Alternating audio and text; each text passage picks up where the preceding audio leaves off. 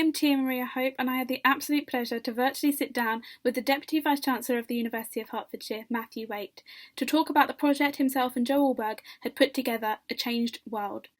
The project gave students and staff from the University of Hertfordshire the opportunity to respond intellectually and creatively to the impact of the current global pandemic. The collections of works are available on the University of Hertfordshire's website, as well as the A Changed World YouTube channel. I hope you enjoy the interview. Hey, well, my first question to you is, how has the last 9 months been like for you? Because obviously you joined at the beginning of March, or around March, the beginning of the pandemic. Yeah, I joined on March the 2nd, and I think I've been actually coming to the university for just 2 weeks before the first lockdown happened. So I've been mainly working from home, and I live from my shed, mostly in London, but I'm down at the seaside now because when I left Portsmouth, I didn't sell the flat, so it's been rented out, but the tenant's gone, so I'm working here for a week. So I'm down by the seaside, which is quite nice. Not that it's been quite foggy and very cold, but it's been very nice. So I think it's been really amazing how agile and how flexible people are. Yeah. I think everybody's really stepped up, and because everybody realises that they're in the same boat, I think everybody's giving everybody a little bit of wriggle room and being quite accommodating, and people understand the challenges everybody's under, and making the adjustments that's necessary. So it's been fine, actually. I mean, it would have been nice to see more real people. I met most of the people that I work most closely with in my first couple of weeks, obviously, but there are some people who, when I've met them in the real world over the last 9 months, I think, my goodness me, I didn't realise you were that tall. Or, never see anybody's legs. Nobody's ever seen up. It's very interesting because obviously I was going to say, what do you think the university's response has been like to the changes and challenges around it? I think it's been really remarkable, Tia. I think because obviously I came into the university as a stranger, in a sense. I didn't know anybody who worked at the university, so I was a completely new person. And one of the reasons why I was keen to join the university was because I like this emphasis on community and flexibility and opportunity and all of those things, and those kind of three key areas. And I very quickly, you could see that there is an incredibly strong sense of community at the university, and that the people who are working there and the students are all, through the Students' Union and through academics and through professional staff, everybody really worked incredibly well together, I think, to try and not just sort of make the best of a bad job, but to think about the positive things that could come from it. Definitely. And to start adapting and thinking about a new way of learning. Because like you, there are so many students in any event commuting students, and being able to start developing really good online provision, especially when people have students who've got work, working, or they've got caring responsibilities, or adapting their studies to a conventional standard, come in, be there from sort of 9 a.m. until 5 p.m, and it potentially it's got some quite progressive aspects to it. Definitely. And I think we've managed that really quite well. Definitely. And I think obviously another positive thing that's come from this has been a changed world. So when did you come up with the idea, and what gave you the idea for it? I think it must have been, it was probably late spring, early summer. And I was thinking about how we were moving into an experience which everybody was moving into, an experience which nobody had before, or very few people have had before. But everybody was impacted by it in different ways. And there were so many challenges associated with it, so many difficulties that people were exploring and talking about in the media. And I thought, well, we could do something quite exciting with this. And so there were two things. One was to create a platform which would enable students and staff to respond based on their personal experience and what mattered to them, creatively, imaginatively, academically, and to sort of be able to do that in a way that was safe and exciting and would, what's the word, showcase, if you like, the very qualities I was talking about people's positive response and progressive response to a very challenging situation, but also to be have a platform where they could be honest about the challenges and talk about the difficulties that they had experienced and share those, and then to create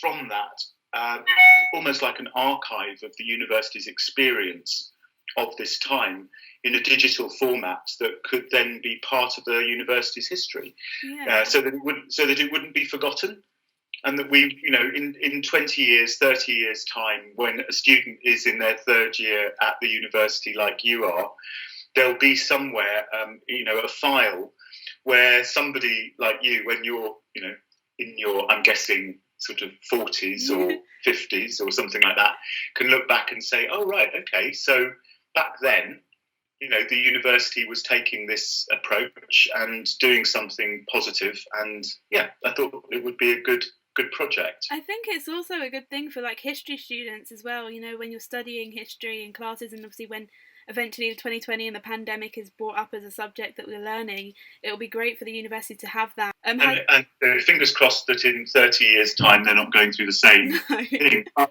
with the challenges the world's facing around the environment and other things, you'd have to be incredibly optimistic not to think that there will be similar or analogous challenges that people will be facing in the future, and to be able to look back and see how a previous generation managed it, I think is, as you say, a really positive contribution. Definitely. Has any other university ever done anything like this before? Or?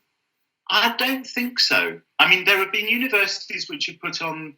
I've seen, when I was doing the background to this, and I haven't looked for a while actually, but there were quite a lot of universities that were putting on special lectures. Universities were putting on online lectures from their senior academics around, that research that they were doing that was relevant to COVID-19 and to epidemiology and to the social and political dimensions of it. But they were more showcase lectures. Yeah. I don't think any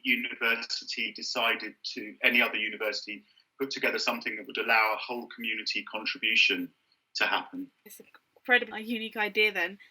So what has the response been like? What I'd say is that the response from the people who've responded has been incredibly strong.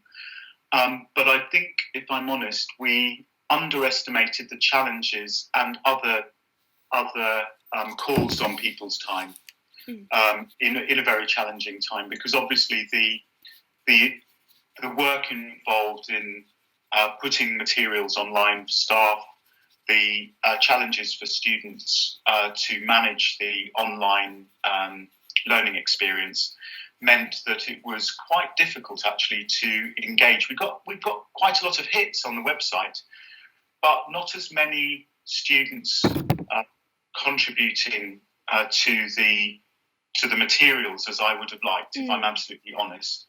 I had hoped for slightly more. But as I say, it's not really about volume. Yeah. It was the opportunity to do it, to look at other people's contributions and to think about those, and to almost to know that it's happening and to know that it's there is an important dimension of the project.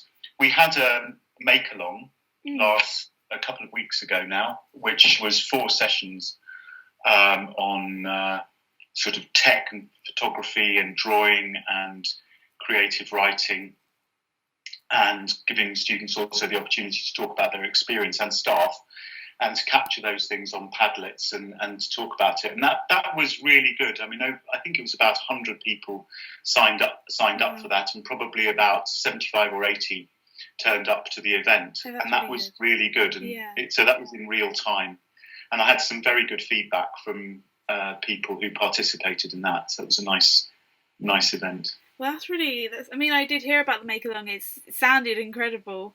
But like I say, it is just one of those things where it is just finding the right time, and I think sometimes I think the impact obviously is of seeing people's work and seeing that people, going through the same thing as what they are, be it their anxieties of living in a pandemic or just simply living in a pandemic, and sometimes it's just nice for those to know that they're not alone in this. It can be quite exactly, lonely. And it was that was, as I say, one of the ideas was to create a platform that would give people who felt the need to, or felt that they had something to share that they wanted to go public with, if you like, and talk about, was a very important part of the project.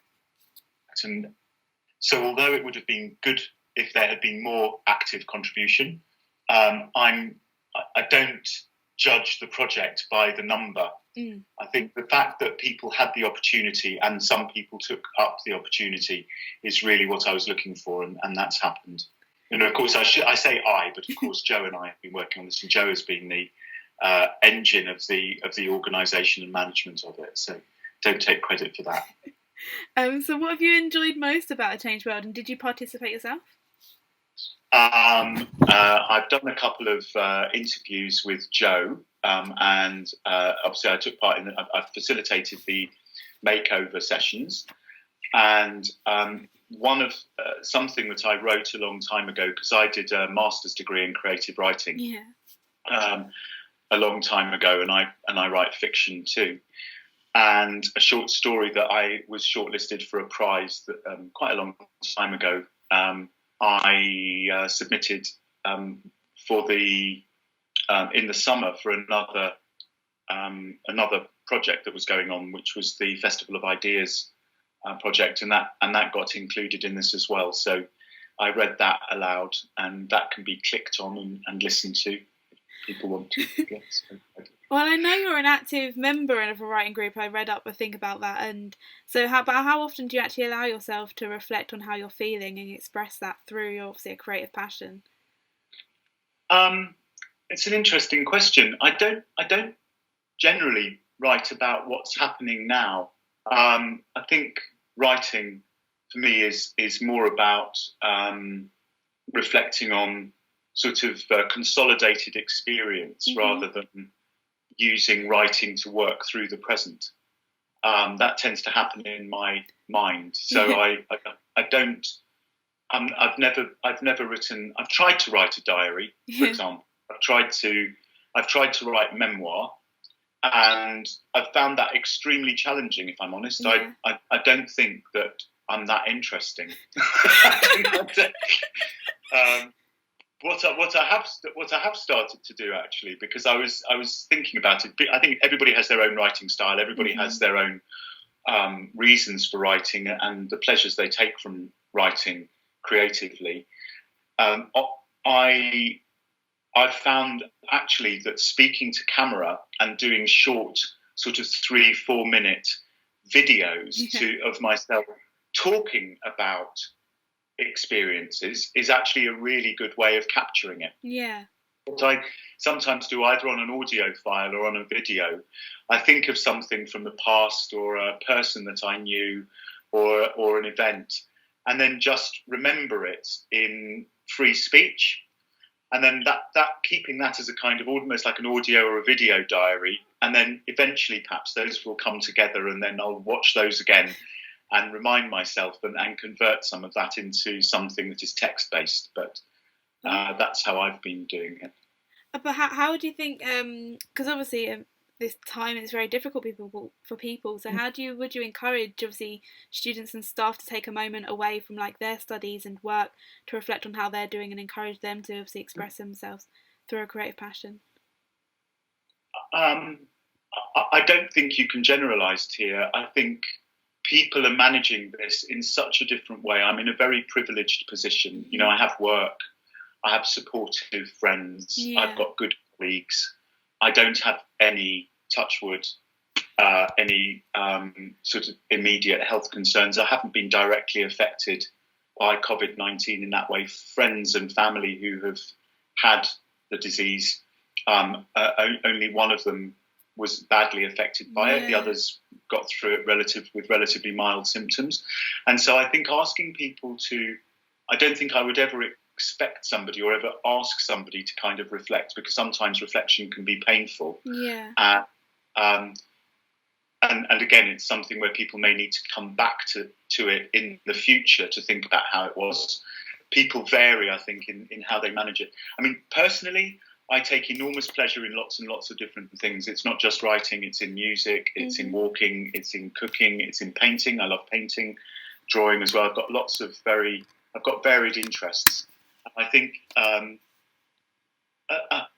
people need to, no, need is the wrong word. I think it's good if people are able to find a space in the part of their brain or in the part of their mind which takes them to a place where they can free themselves of the immediate concerns that they've got. And that sometimes for people is just going for a long walk, or looking at the landscape, or looking at the sky, or something. It doesn't, or reading. It doesn't need to be.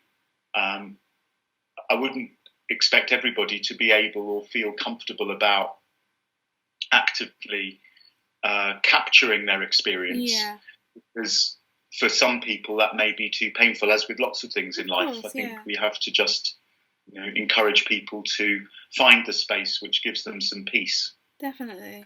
What do you wish that people, or students and staff, take away from A Changed World, like into their daily lives?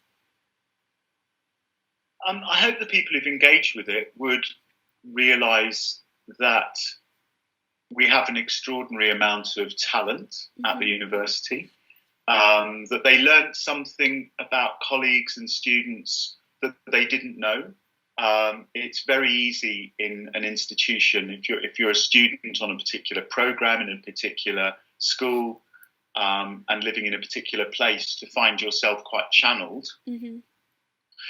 And that's inevitable. You identify with your peer group, with your year group, with the people who you've come through the university with, and with friends and with tutors and so on.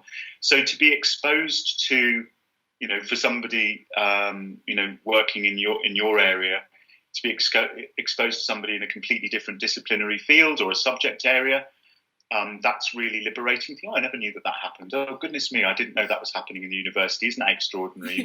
That I think is really exciting. And I was really pleased as well about the opportunity for people to connect with colleagues in the professional services as well of the university. I think we tend to think of the university as, it's academic, it's all about the subject areas, it's all about, and it's driven and enabled and facilitated and supported by so many extraordinary people, the academic registrars, the people doing the quality assurance, the people who are managing programmes, and supporting centrally and in schools.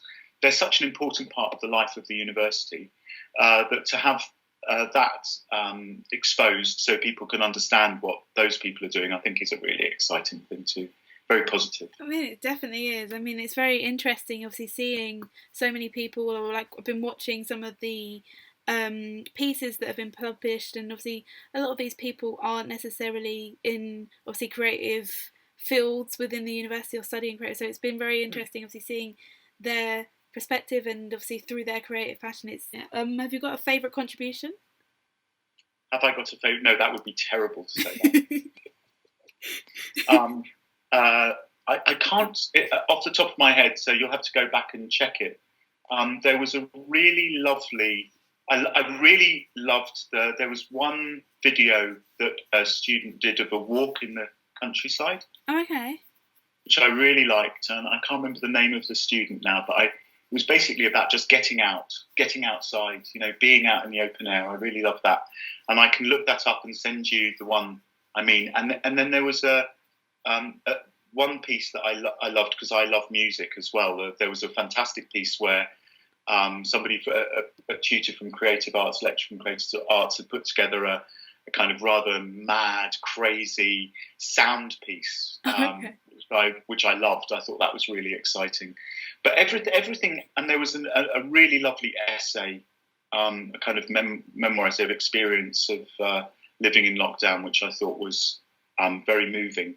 But I wouldn't say anything was a favourite. I think what my favourite thing was that everything was so different. Yeah. You know, so many different responses and so many different ways of engaging. I was delighted actually.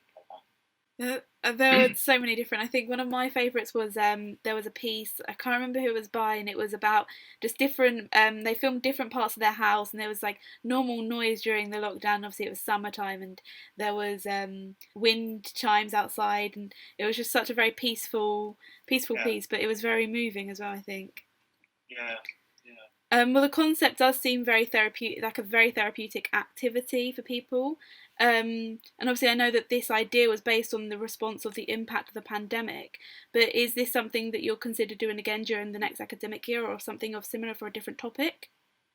Yeah, I think it's a very, very good questions here. And after this is over, we're coming to an end now, the sort of deadline for the submissions is happening, and then we'll be having a kind of review after. I'll be reviewing everything over the Christmas vacation and working with Joe on an event in January or February time where we'll be kind of celebrating the contributions, which I'm really excited about. I think that will be very good. And putting together a kind of collage of things and putting together a report. I think I would have to go away and think about what it was that there was the blocker to people contributing or feeling. Now, I think one of the issues was that, you know, and I was a student for a long time as well, and I completely get this, so I don't judge anybody.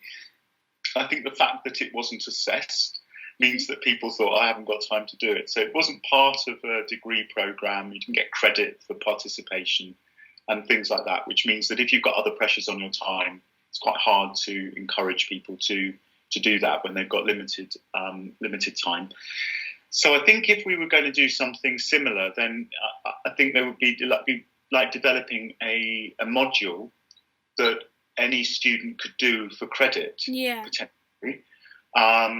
A kind of interdisciplinary module across the university, which students could choose to do as part of their degree. Definitely.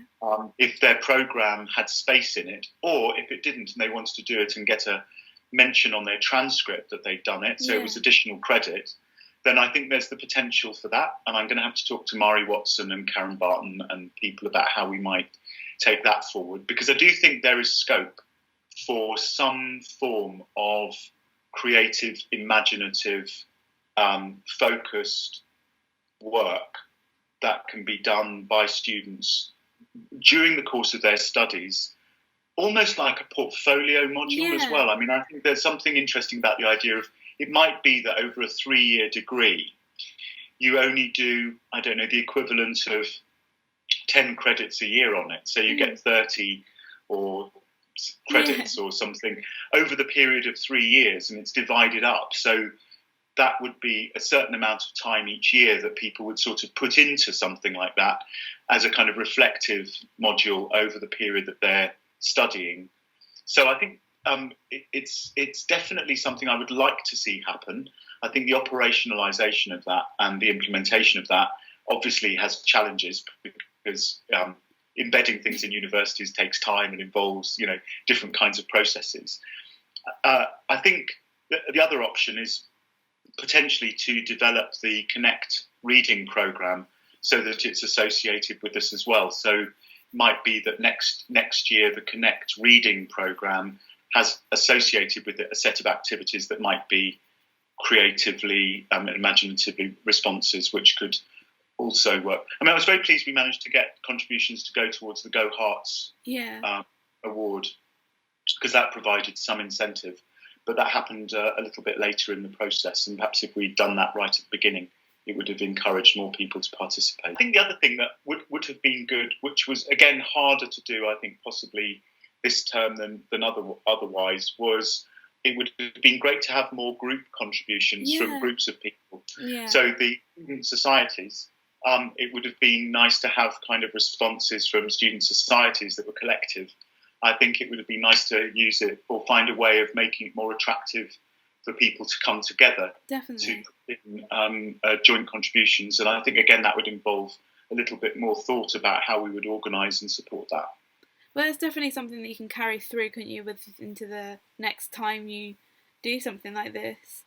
So, if I'm correct in saying this, the collection will be available online at all times for students? Yeah, I think so. I think it's there now. Okay, so brilliant. It just becomes a clickable thing, which is there.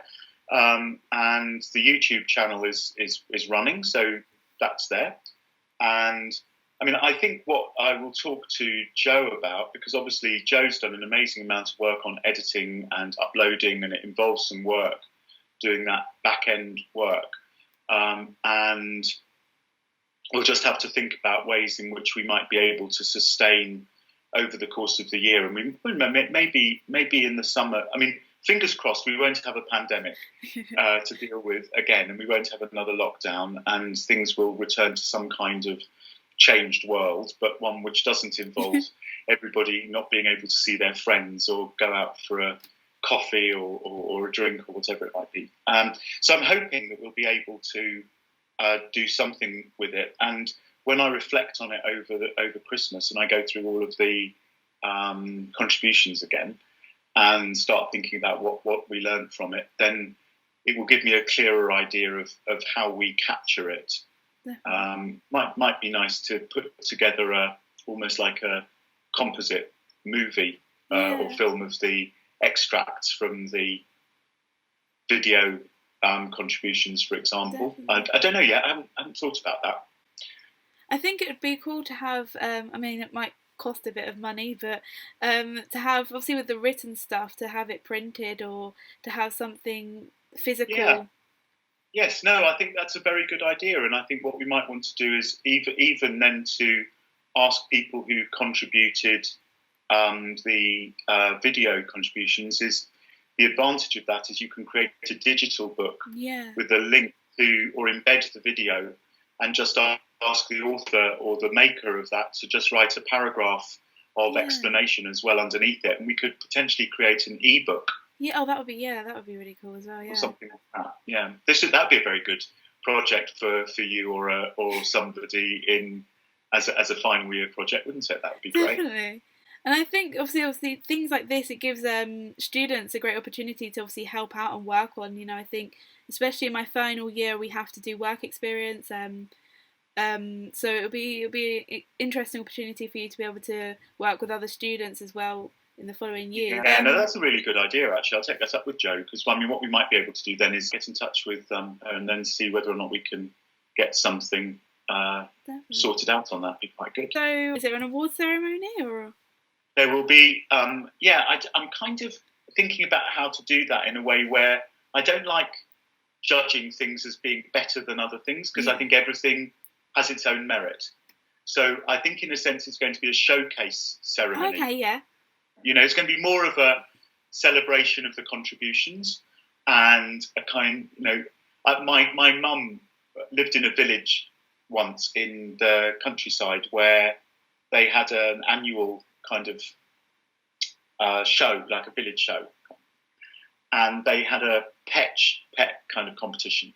But the categories were things like best dog, best rabbit, best cat, then it was like best black dog, best white dog, best tabby cat, best black cat, best rabbit with one ear, best, you know, and that was because everybody got a prize for every pet. So basically they looked at everybody's pets that were entered and then thought what was best about that pet, and then entered a prize, because none of the kids wanted to go home without having a little rosette.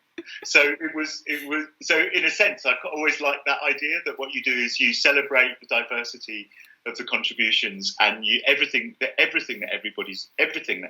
people have done is great, because the actual contribution, the taking the time, the thought that's gone into it, the care that people put into the contributions, I think is what's really remarkable. And I kind of like to celebrate that. So I'm hoping we can come up with some kind of ceremony where everybody comes away feeling as though they've been acknowledged and recognised for their contribution. So that's my intention. Will it have to be virtual, I'm assuming then? Obviously. I'm assuming it will have to be virtual. Yeah, I'm assuming it will have to be virtual, which of course is quite nice because it means you can show extracts from what people have done if they consent to that, and you can actually highlight what people have done and do a commentary. I think may have to record it with Joe. Yeah. We might be the I might wear a black tie. Yeah. I might dress up. I might dress up. Yeah. and kind of do a kind of show. Yeah. Okay, my final question, I mean this has gone really quickly, was what would you like to say to those who have participated in a changed world? I would like to thank them for their imaginative, creative and academic contributions, the time they took, the care they took. I'd like to thank them for living the university values and really sort of putting those into practice, I think. And I'd like to acknowledge their extraordinariness. I think everybody who's made a contribution will be, has done something really magnificent.